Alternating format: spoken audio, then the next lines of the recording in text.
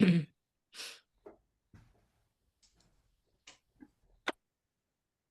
they come.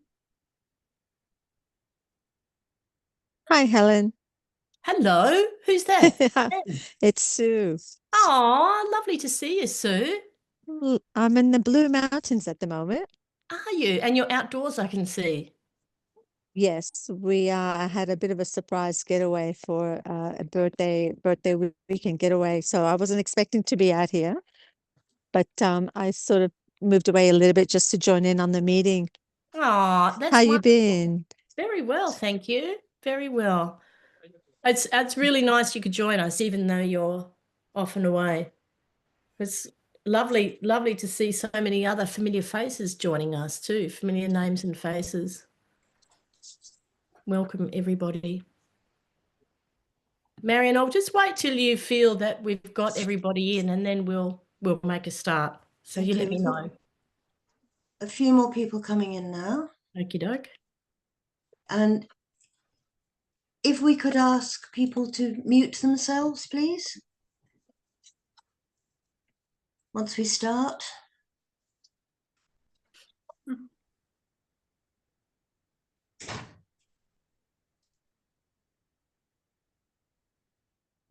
I should mute myself too.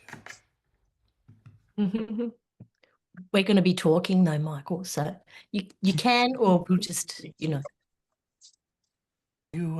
tell me when to turn my mic back on, okay? Okay. Oh, no, Michael, you keep yours on. It's just everybody else. Okay. Sorry, I can't find a way to mute myself. You Who's can that? be. That's Linda Weiss. I can do it. Yeah. Thanks. Just right click, basically.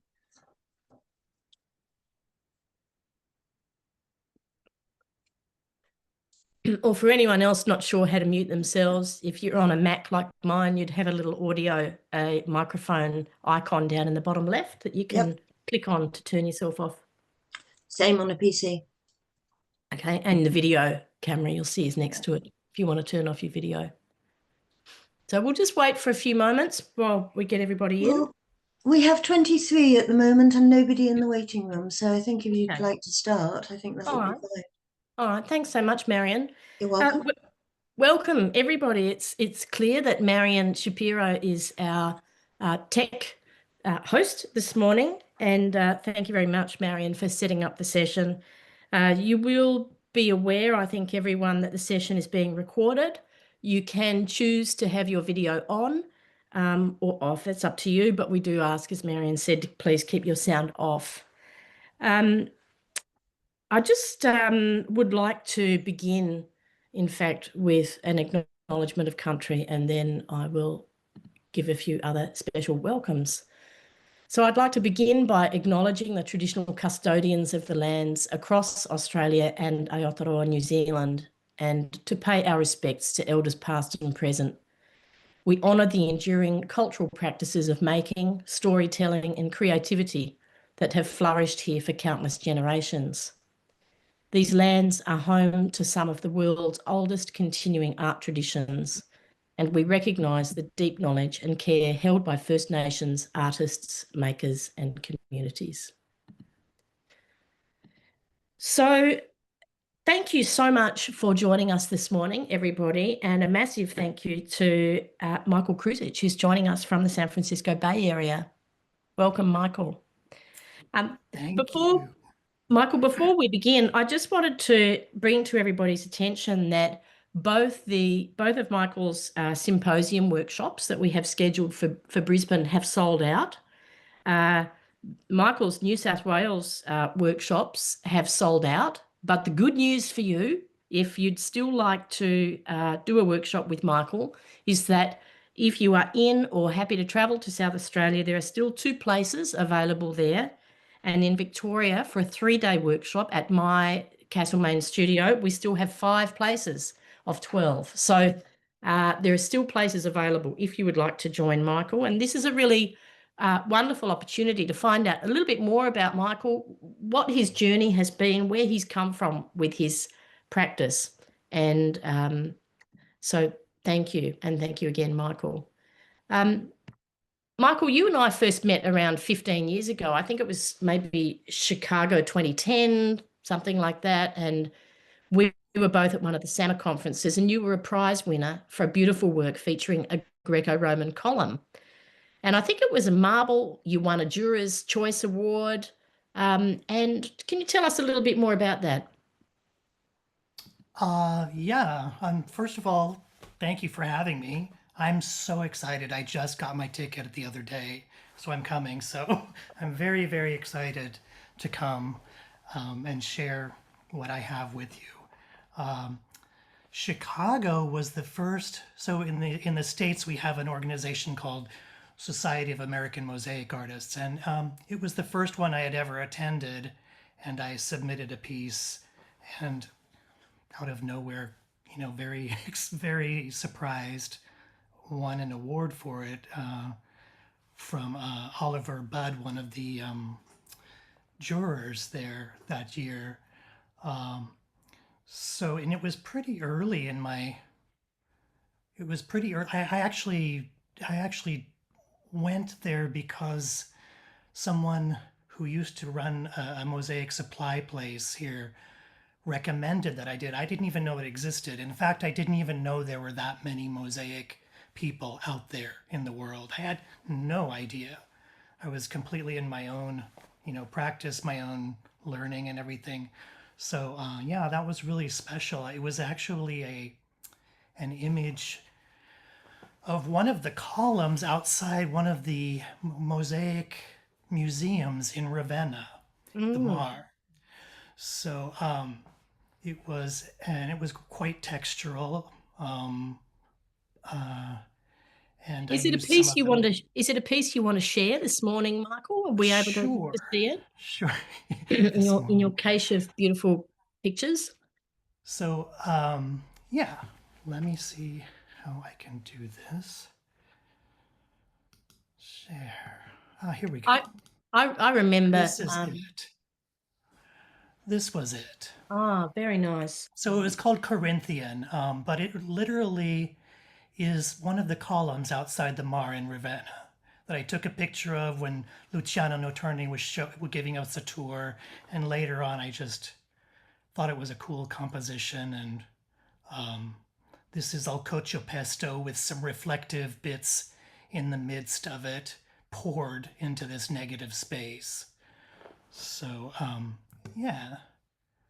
It's a beautiful rendering, Michael, and it correlates with what you're going to be teaching here in Australia, which we'll talk a bit more about. I remember from when I met you how dance was still very much a part of your life. And I thought it would be interesting this morning to start with talking a little bit about the relationship between you, or for you, between the classical or technical aspects of dance and the classical technical aspects of mosaic. Yes.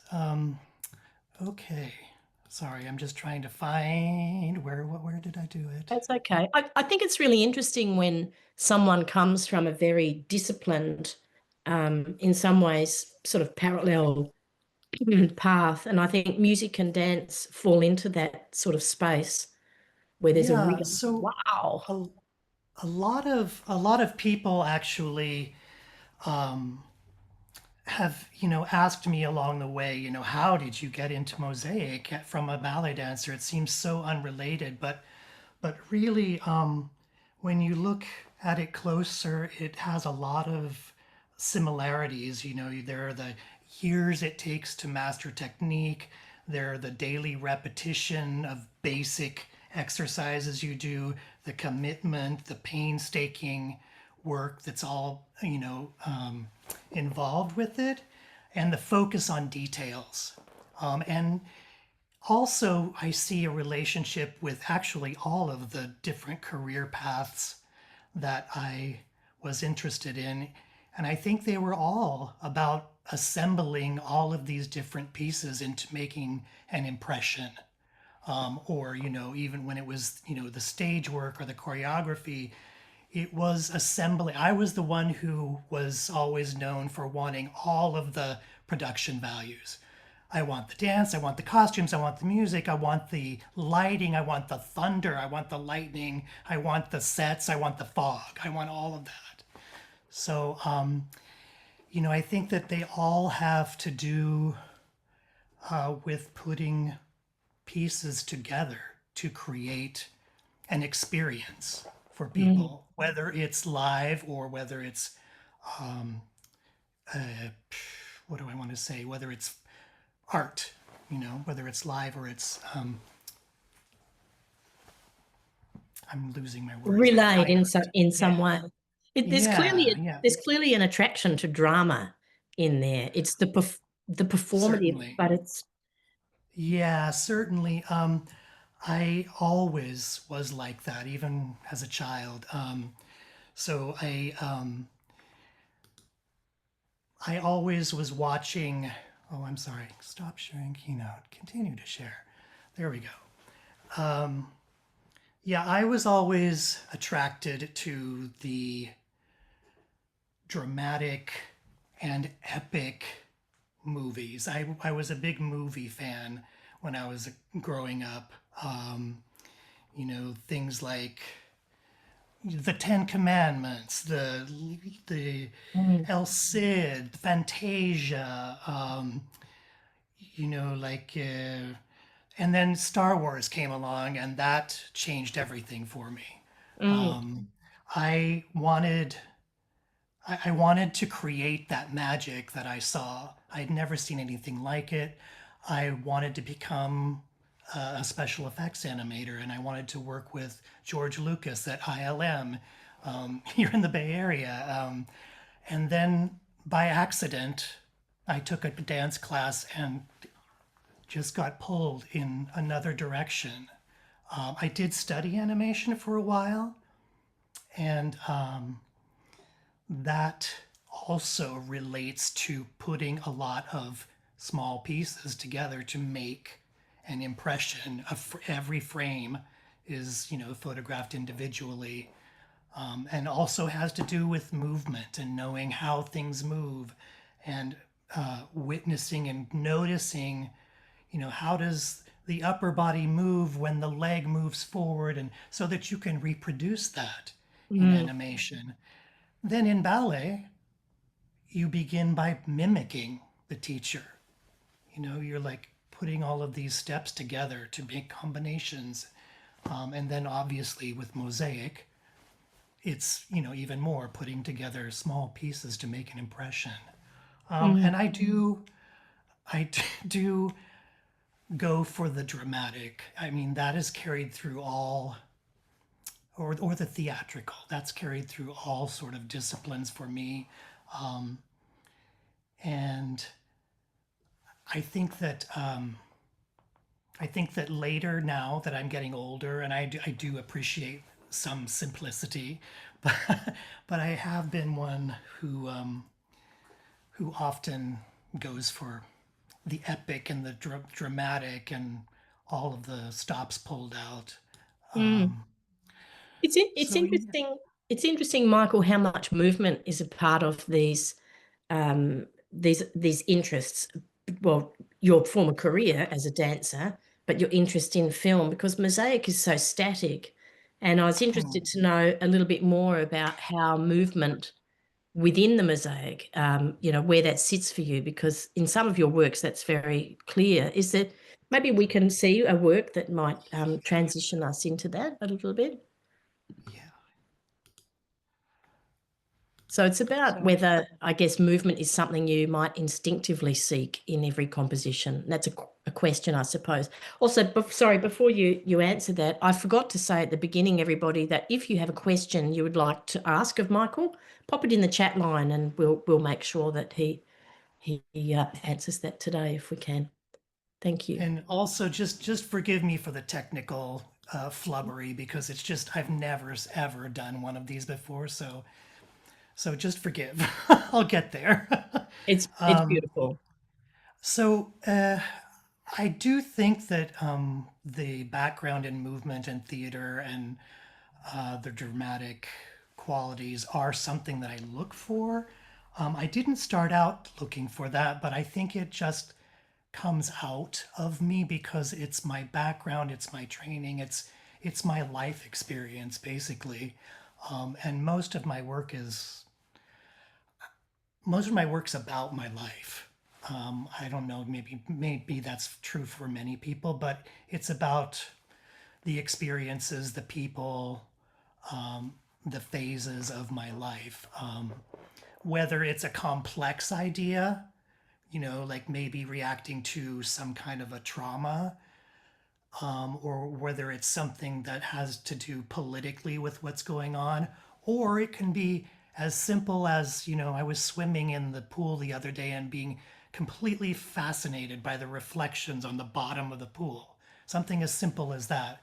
So my work kind of varies in that way, but movement for sure is always part of it. And I'm really flattered I'm really happy that that's come through, because I didn't intend that, but it is something that I'm glad that I could carry through into the next art form. Mm. There's And another. there are different. Go ahead. Sorry, go on, Michael. Yeah. There's different ways. I had to kind of learn, but my training is in sort of the classical Roman andamento, which is all based on lines, which I had 30 years of, ballet, which is all about lines. So I already had sort of a sense of that, and that training, I don't know why, but it immediately made sense to me. It just clicked in my mind, the whole sort of sdoppiamento, or the splitting and the merging of lines, and the way that creates flow, and movement. And let's also state that most of my work is figurative. I don't consider myself an abstract mosaicist, but I do try here and there. But I'm mostly a figurative person, and figures react to movement. So a lock of hair blows in the wind. So part of what I would say is that I've become a very good observer of movement. As you're walking down the street, what do you see? When you see something move, are you noticing how that moves? Can you translate that into a line? Or if it doesn't suggest line, do you, like in this piece in the background, this is all just a chaos of blowing leaves. So to me, I also ignore line at points, because it doesn't suggest line to me. If there was a trunk or a tree branch or something, then yes, I would use line. But for me, I'm ignoring that purposefully.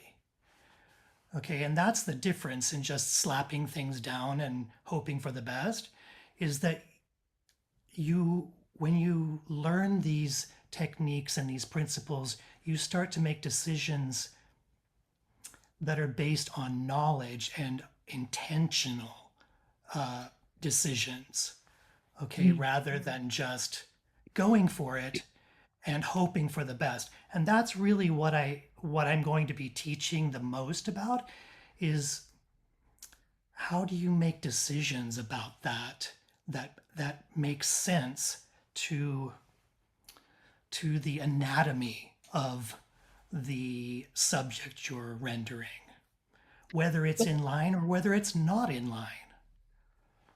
So tonal value is really important for that, isn't it, Michael? Right. Yeah. I'm concentrating so hard that I'm not even going it through these pictures, but so here's some more, and all of this has to do with movement. However, for instance, in this octopus, the movement isn't through line, it's through the direction of the form. I'm actually not using classical line in this. I am over here, however. This is very classical andamento. Um, and value, you said tone, I use the word value a lot. That is for me primary. And also what I teach is sort of a hybrid of what I was taught and what I've discovered and developed in the studio over 20 years. So it may be slightly different from what someone else may teach, but there's a lot of different ways to teach the same thing. So value for me is primary. Color and line are secondary. So for instance, a person who's colorblind sees the same thing as we see, they just don't see the same colors. It's because, I should try to get the value thing out here. It's because the lights, medium, and darks are the same for anybody. The color may not be, and it may not be lines you're working with, but as long as you obey the value fields, I'll see what you want me to see. So it's a little complex, and I'm a little bit backwards on these images right now, but that's going to be very interesting to learn more about when you're here with us, Michael. That's going to be fascinating. yeah, it's great that I'm getting kind of intermediate and advanced students, because I mean, I could start with beginners if we had 5 days, but we don't, you know. But at least they'll already have a knowledge of splitting and merging, or sdoppiamento and convergence and all of those things, so that we can move on to these types of more advanced principles. There's just another parallel that for me links a bit between mosaic and ballet. Sometimes I say to my students that mosaic is like ballet in that we know it's really hard, but we have to make it seem really easy. That's obviously coming from a non-ballet dancer. But well, no, that is true. that's the goal. That is really the goal. So no one wants to. There's a grace, isn't there, in the execution? Yeah, and no one sees the work that's going into it. They see the finished product. So a lot of times, you know, ballet as well as, you know, mosaic, animation can seem, or any art form really can seem, you know, oh, I can do that, but they don't know all the work and training and years of stuff that go into making that final product, and that hopefully your intended communication, what you wanted to convey, comes through. Not literally, perhaps. I don't try to dictate meaning or create work that everyone has to understand exactly what that meant to me. But hopefully something of what I was trying to express conveys to that person on their level, or they can relate it to their life or experience, even Michael, when it's figurative. Yes. You've put a beautiful work up here, jumpers. Can you tell us a little bit about this? I know people will be interested in the technical aspects of this. So can you tell us a bit about the size, the context for this piece, perhaps the method and so on? Yeah, sure. So this is a sculptural piece. My training, you know, obviously I wasn't in Ravenna when I was 9 years old, and then continued to train through, you know, 25 or whatever. I went, like many people go, for a week workshop, an introductory, and then you can go back to do more specialized things like portraiture or flooring or three-dimensional sculptural mosaics. So I learned this also at the same place. But the dolphins are carved separately out of styrofoam, which keeps them watertight and lightweight, because I'm going to add the mosaic tesserae on top of them. The base was so long ago. It was probably, I think it was some kind of a mesh, a wire mesh that was sculpted into that and then covered with thin set and then mosaiced on top of that. It's quite heavy, as most sculptural mosaics are. It's only about, I would say maybe 2.5 by 3 feet. Okay, we'll have to teach you how to describe in centimeters to us, Michael. I know, I I think know, most it's people we're so talking hard. around 450 to 600 mil probably. Yeah, yeah. So it's a This, tabletop work. It's not a huge it piece. is. Yeah. Yes, it's a tabletop. It was a gift for my brother and his wife when they got married. Beautiful. So they got married in an aquarium right by the dolphin tank. So How appropriate. awesome. Yeah. And you're speaking about doing the workshops in Ravenna. I understand you met Gabrielle War there. She was one of my original teachers. She was on Wow. the team there. Yes, it's so How funny that wonderful. I can't wait to see her. I haven't seen her since 2017. So yeah, I hope she recognizes me. Oh, I'm sure. Well, that's really No, lovely. she We're wouldn't. so looking forward to having Gabrielle in Australia as well. Yeah, Wonderful. yeah. What else can I Okay. put up here for you? So let's see. We had a few questions prepared. I suppose I'd like to go back to the question of movement, Michael, and ask about whether there are any particular technical strategies that you use to create this sense of movement, such as the one we've just seen in the dolphins. Um, Was it to do with line? Pardon me? Was it to do with line? Well, mostly it's due to line for me, how I mean the the line follows a form, follows the form, the anatomy of the form, and all of these fragments make up your lines, and all of those lines create the flow of movement. So it's about leading your eye around the piece. And that's what creates movement, whether it's by, classical andamento or whether it's by shape that suggests direction. Okay. And I was going to say background. Let's see if I can get this one up here. Oh,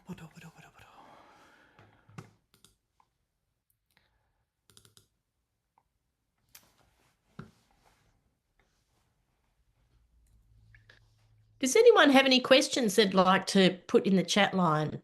Or if you want, you can put your hand up while Michael's just looking for the next image. Nothing pressing at the moment?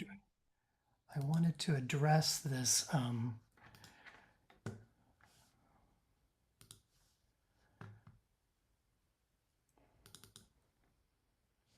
All right, let's do this. So here we go. So as far as movement and drama, sometimes the way that you treat your background can add drama to and drama and line and dynamics to your subject matter. Whether it's, like radial, these are all kind of backgrounds that have somewhat of a heroic feel to them. And rather Okay, than we it just can't. be, We're not there's no screen share right at the moment, Michael, so it might be I'm that we sorry. can't see what you're looking at the moment.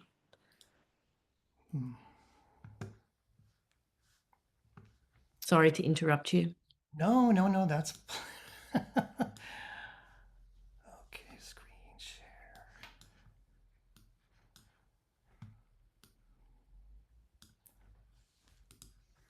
Here we go.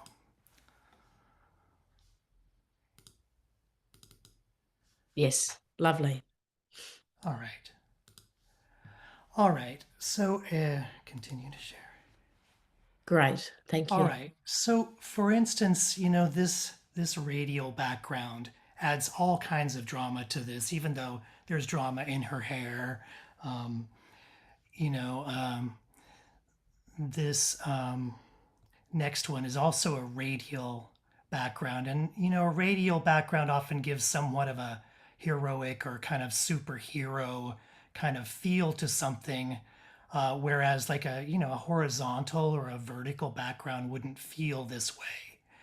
Also, you know, like I did a series where it was a drag series, a drag artist series, and all of the backgrounds I wanted to have some kind of, it was called Heroes with Bling. I wanted the backgrounds to have some kind of heroic sense to them. So you see sort of these radial treatment in this one as well.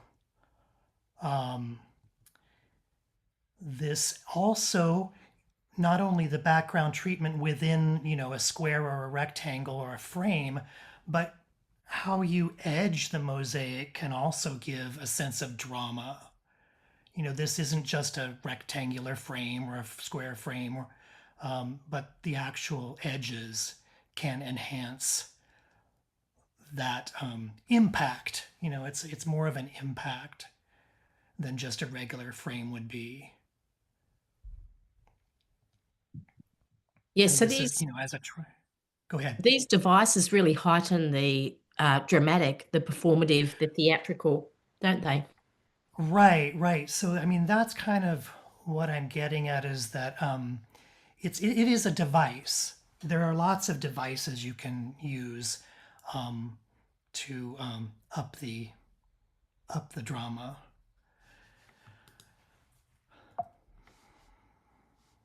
Michael, Kristen Wallace has just asked a question about what type of substrate you use. And I suppose particularly Okay. where you're cutting the panel, I presume, to a Yeah, type of shape. What are you using? sure. So I used to use what's called weighty board, which is, you know, a lot of people know it's WEDI, and it's a substrate that is a thickness of high grade styrofoam that then has a fiberglass mesh on either side with a layer of mortar on it. So it's lightweight. You can cut through, you know, just with a box knife or as an X-Acto blade. There's also a further product after that called Go Board.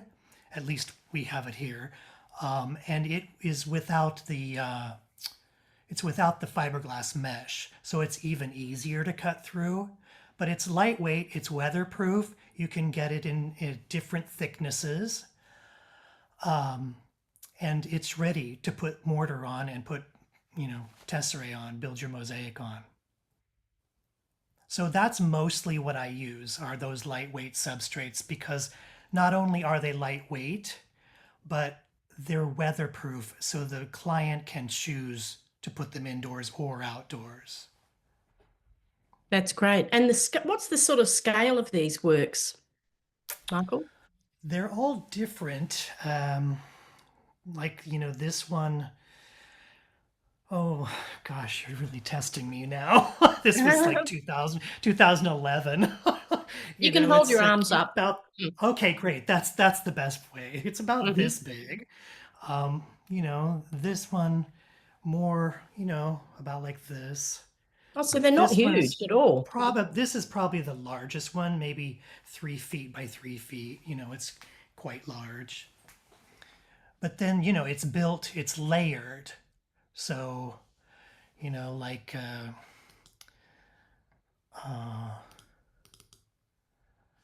can you see this? Yes. Okay, so this is my most recent layered piece. So it's built in 7 different layers. So you can see from the side how it's built from the 7th to the 6th to the 5th to the 4th, to the on and on and on. So it sticks out from the, you know, the wall, and also the stamens of the hibiscus also are 3-dimensional. If you can see this way. It's a really great idea to be layering the substrate panel in this way because it is lightweight, it's easy to cut, it's easy to fix, it's easy to glue with. We've got some other comments going on in the chat line where Marion was just clarifying the relationship really between Marmok's thermosheet, tile backer, go board. We're just assuming it's more or less equivalent to some of the materials people use here. And this type of layering is not something we see done a huge amount in Australia, actually. Well, I think in some ways, if I think back to like theatrical backgrounds, sometimes when they're planning a production and they'll build a small stage and they'll put the little people in, they'll cut them out and stand them up. And I almost feel like there's some little thing that came from that in my head, so that it's layered and it comes forward to you. And you don't know why when you're looking at it right straight forward, but somehow it pops more. Well, it's because it is actually coming forward. So it's got the diorama about it. Yes, that as well as the values of light, medium, and dark. So light coming forward and dark receding. Yeah. But it's got this extra aspect on the side, that is coming forward. I don't know if you've ever seen some of, I'm losing Italian, the Venetian. He does all of those bits, all those little pieces of, is it Menossi? Oh, Giulio Menossi's from Yeah, Udine. he does all of that kind of layering. It's really the same thing, but I think most of the time he will actually mosaic the side as well. But I like to have this shadow that kind of pops things forward. Great. I mean, this one is also layered in that way, although I don't have a side view, but there are, maybe 7 layers here. All of these hands are a separate layer, all of this stone and bones and all of these butterflies up to Hang on, about we can't see here. the butterflies, Michael. Might need to change the screen. We're seeing the female figure with the... Lord.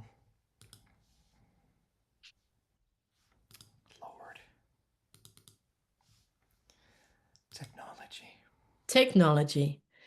One of the other things we spoke about before, Michael, was I asked you the question whether you have any mosaic heroes, whether there are any people whose work you look to and admire, I sure do. whether contemporary or sure historic. Do you have enough time? So, well, these are ancient ones, some of my favorite ancient ones, but let's talk about the contemporary ones that I'm a big fan of, because you both are in there too. So, I'm a big fan of Kelly. We met that same year that you and I met. And we've become, really good friends and colleagues. Ironically, even though I'm a figurative mosaicist primarily, everything that I have bought and is in my collection is contemporary. I don't know why. It's just because it's fascinating. It's other than what is in my soul or head, and I don't know. It's just that's the way it is. But I really like Kelly Knickerbocker's work. I think it's very innovative and brilliant. I think whereas I use contrast and value in mainly 2 materials, stone and glass, she uses contrast in the materials as well. And I find that very fascinating. And there's always, even though the materials are divergent in a way, there's always a harmony in her work at the end, which I find amazing in that way. She works into the materials themselves too, doesn't she? So she's drawing into them. And then Gabriella, I'm a big fan. This is my favorite piece of hers, even though it's one of her older ones. And she's coming, to teach all of you your filati micro mosaics. And Jo Braun, though she sort of dropped out of she still does mosaics, but she's kind of just not really in the scene anymore. But I love her work again, so much harmony in divergent and ragged pieces, and a consciousness of andamento and classical andamento, but not as clean, maybe as not as fussy with perfection of line. I don't know. I don't have her in my collection yet. I wish I did. This is Dino Mancini, who I adore. You know, he's I've only met him once. I've never, studied with him or anything. Julie Sperling up in Canada. Not only, an amazing mosaicist, but an environmentalist, in a lot of her work. Yes, Julie was the keynote at our symposium in, when was that, Marion? Was it the online symposium or was she there in Canberra? Anyway, a few years It ago. was the online. It was the online one. In Online 21. that we had during the Okay. pandemic. Yeah. Yeah. But like you obviously a very educated, person as far as andamento, but also using it in a very contemporary way where when I say contemporary as opposed to classical, I mean that you're varying the size of the tesserae. That's all that I mean. Whereas classical is pre-cut to one size. It's a whole system for efficiency and quickness that was developed. But all of these different materials and different sizes, but continuing the line in a contemporary way and using, bullets. Come on, all kinds of. That's the thing. And Rachel Sager, I like a lot. I'm fascinated by the use of so many different materials with them. I think, in a classical or in a contemporary way, but with a classical sense and education. I think it's really valuable to be able to participate in this type of analysis of what we're looking at, to hear other people whose mosaic literacy, both in terms of the language they use, but what they're able to observe and to share in this sort of discussion, I think is always so interesting to hear someone else's analysis of what they see.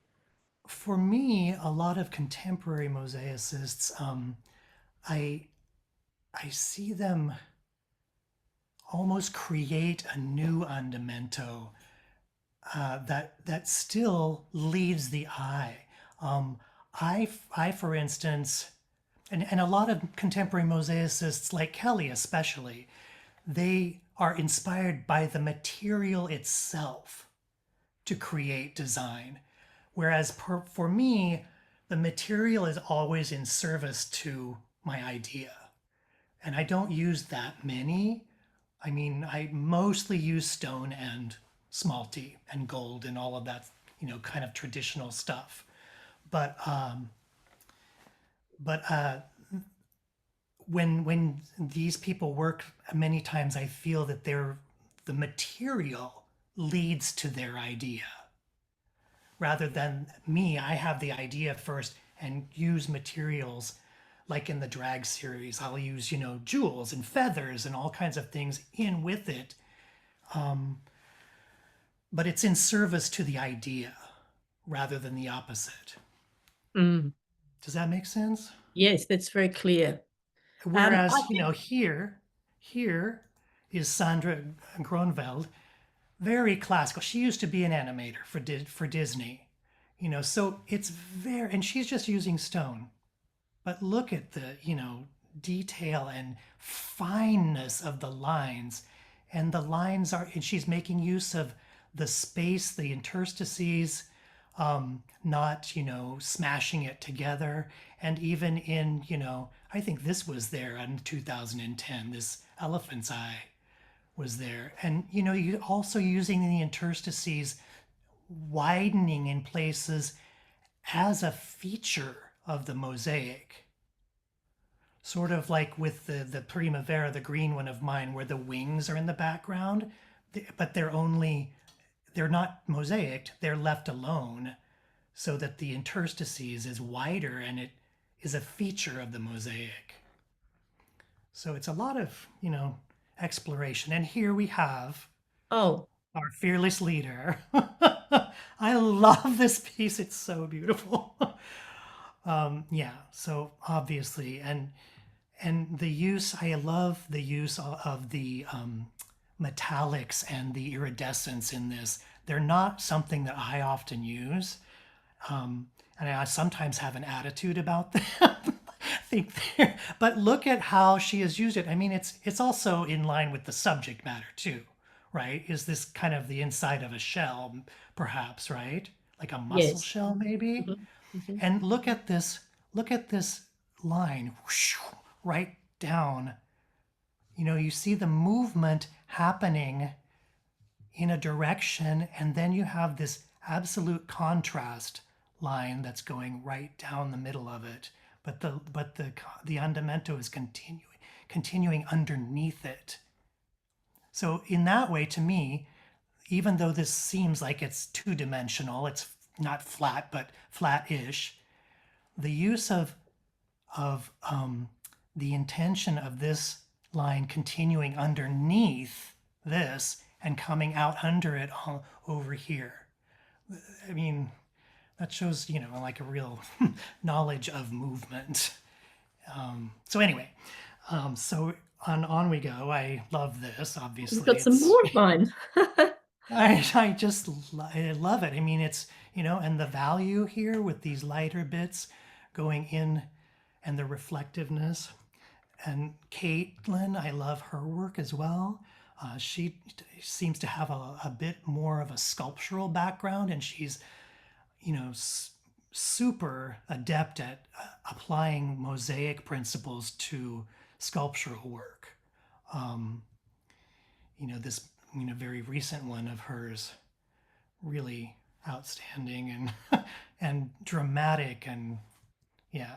And then Marianne's, this is, really amazing. I think with just the gradient work, as well as incorporating these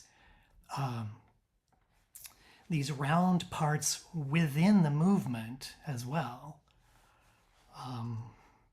This, look, she's incorporating unusual materials into, a classical medium that's 2000 or more,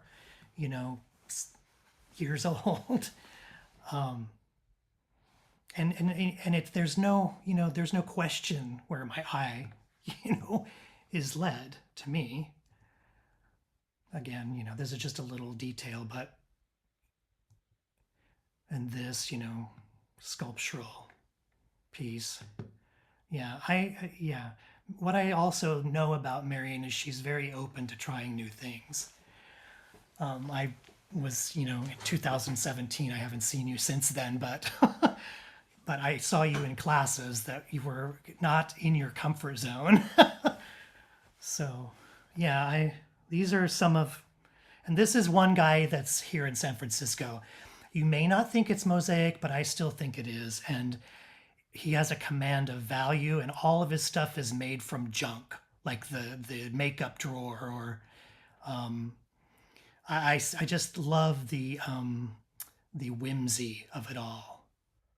And not andamento as we know it, but using tesserae, if you want to call them, that are a shape that suggests direction.